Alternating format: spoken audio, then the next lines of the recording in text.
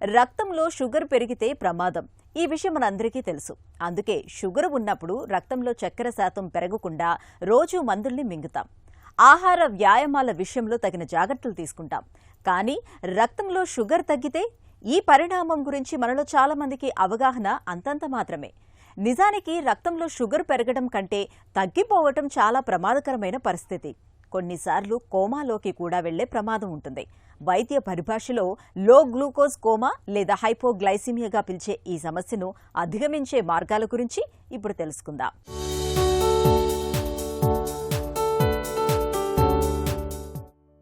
Sugar జబ్బుతో బాధపడుతున్న వాళ్లు అకస్మాత్తుగా కుప్పకూలినప్పుడు అది లో షుగరా హై షుగరా అనేది అర్థం కాదు.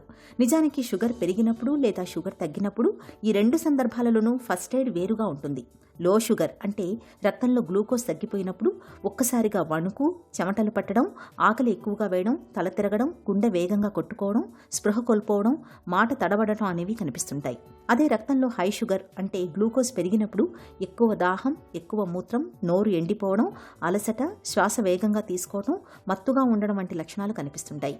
లో షుగర్ తాలూకు లక్షణాలు కనిపిస్తున్నప్పుడు ఆ పేషెంట్ను పక్కకు తిప్పి పడుకోబెట్టాలి. వెంటనే చక్కెర నీళ్లు, గ్లూకోజ్ పౌడరు, తేనె, స్వీట్ జ్యూసులు ఇవ్వాలి. ఇవి కూడా ఆ వ్యక్తి స్పృహలో ఉంటేనే ఇవ్వాలి. స్పృహ లేనప్పుడు నోట్లో ఏమీ పోయకూడదు. నీళ్లు, చక్కెర బలవంతంగా ఇవ్వకూడదు. 10 నుంచి 15 నిమిషాల్లో కోలుకోకపోతే వెంటనే అంబులెన్స్లో ఆసుపత్రికి తీసుకెళ్లాలి. లో షుగర్ ఉన్నప్పుడు చాలా మంది ఇన్సులిన్ ఇంజెక్షన్ ఇవ్వడానికి ప్రయత్నిస్తుంటారు. లో షుగర్ ఉన్నప్పుడు సొంతంగా అస్సలు ఇన్సులిన్ ఇవ్వకూడదు. ఇన్సులిన్ మూలంగా ప్రాణాలు తక్షణ ప్రమాదంలో పడతాయి. ఇక హై షుగర్ అని అనుమానం ఉన్నప్పుడు వెంటనే గ్లూకోమీటర్తో షుగర్ లెవెల్స్ని చెక్ చేయాలి. 200 mg/dl కంటే ఎక్కువగా ఉంటే అప్రమత్తం కావాలి. చక్కెర, తేనె, షుగర్ డ్రింక్స్ ఇవ్వకూడదు. మంచినీళ్లు తాగించాలి. నీరు శరీరంలో ఉన్న అదనపు షుగర్ను మూత్రం ద్వారా బయటకు పంపుతుంది. రోగిని ప్రశాంతంగా ఉండేలా చూసుకోవాలి. డాక్టర్ సూచన లేకుండా ఇన్సులిన్ ఇవ్వకూడదు. షుగర్ 300 నుండి 350 mg/dl పైగా ఉన్నప్పుడు, వాంతులు ఆగనప్పుడు, శ్వాస తీసుకోవడంలో ఇబ్బందిగా ఉంటున్నప్పుడు రోగిని వెంటనే ఆసుపత్రికి తరలించాలి.